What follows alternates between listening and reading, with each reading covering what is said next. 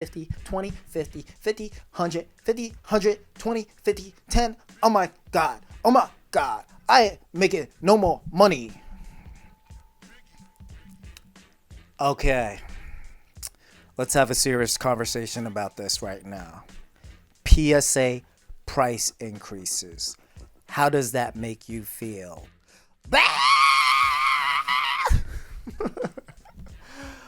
Oh my God. So it is true. The rumors are true. They said that it was going to be ugly. Is it ugly? Yes, it's horrific. It's Exorcist level. But can you honestly say that this wasn't going to happen? No. I didn't think the prices would increase this much. But I knew a price increase was due because of the backlog right now with the PSA submissions. So if you don't know, what's going on is PSA has increased their prices more than double across the board, which is a lot. But the last two price increases that happened in 2020 did not contribute to any backlog shrinking at all.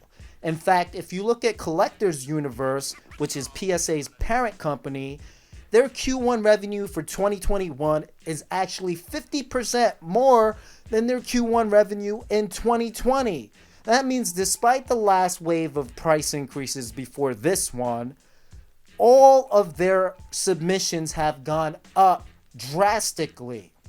So the backlog has not shrunk at all. So they needed to make a drastic price increase in order to slow that backlog down. And whether or not even this price increase is going to do anything, I don't know.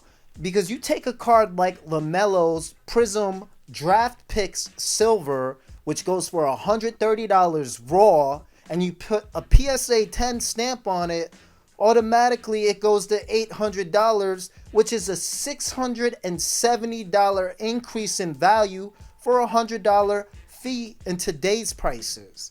So anybody that has these type of cards is still going to submit that card at the $100 fee. And there's thousands of cards that are still being printed right now that still have that type of return.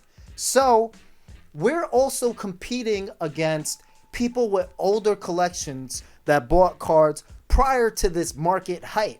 So anybody that has a collection from 2017 and prior, they got in when retail boxes of Prizm were $130. So you come in with that collection. Now we do PSA subs all the time. We do collections.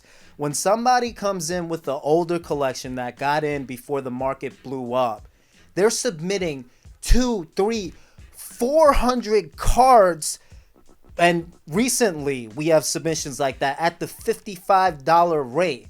And I guarantee you they will not hesitate at the idea of spending $100 on a card when they know they're getting $2, $3, $500,000 return on their investment. So for them, that's who we're competing against. And this backlog is going to continue to grow until there's no more of these collections, as well as there's no more cards that are in this pool to make profit on. So it's pretty simple. You submit your cards if the PSA fees are less than the value that you're getting added to your cards.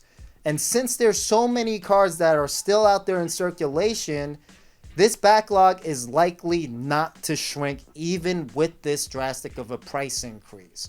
So what should you as a collector do in response? Don't submit cards that aren't going to give you a return. Okay, that's simple. That's logical. B, go to a different grading service. But PSA is so dominant right now that it's guaranteed that they're going to give you a higher return. That's the reality of it. That's why people are still going to PSA. The third thing you can do is make sure that if you're getting cards graded, that they're going to get the grade that you want. And there are services that exist. We actually have a service of our own, our Nines and Dimes service, that tells you, oh, okay, you're going to get higher than an 8 on this card. And that way you're eliminating the possibility of you getting a PSA 8, which is a difference of hundreds of dollars if you're talking high-end cards. That's really all you can do.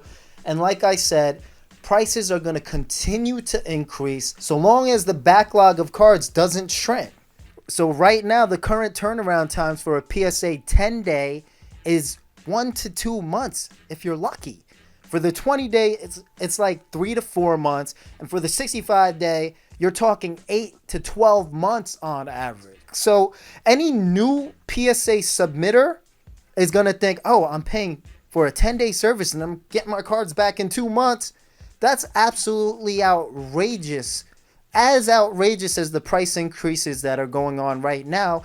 And PSA doesn't want to be, okay, the 65 days is going to be 2 years, 3 years for you to get your cards back. So this is how they're addressing the issue.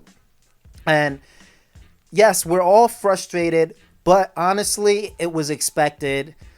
You know, it's going to continue to increase if the backlog doesn't shrink. And that's the situation. This is what it is. So there you have it. That's my take on the whole entire thing.